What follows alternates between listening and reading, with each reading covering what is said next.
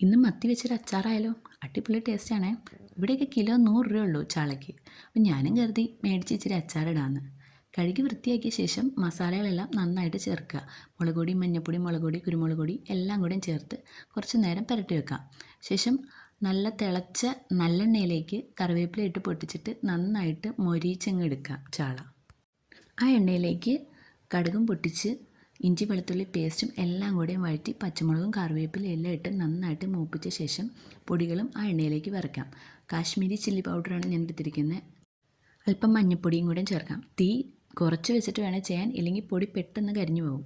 അതിലേക്ക് കായപ്പൊടിയും ഉലുവാപ്പൊടിയും കൂടെ ചേർത്ത് നന്നായിട്ട് വീണ്ടും പച്ചമണം മാറുന്ന വരെ ചെറു തീയിലിട്ട് വാട്ടിയെടുക്കാം. അതിലേക്ക് അല്പം വിനാഗിരിയും കൂടെയും ചേർത്ത് നന്നായിട്ട് തിളപ്പിക്കാം. വറുത്ത് വെച്ചിരിക്കുന്ന ചാളയും കൂടി ഇട്ട് നന്നായിട്ട് മിക്സ് ചെയ്തെടുക്കാം. ഇനി ചാള മേടിക്കുമ്പോൾ എല്ലാവരും ഒന്ന് ട്രൈ ചെയ്യണേ. അടിപൊളി ടേസ്റ്റാണ്, മറക്കല്ലേ.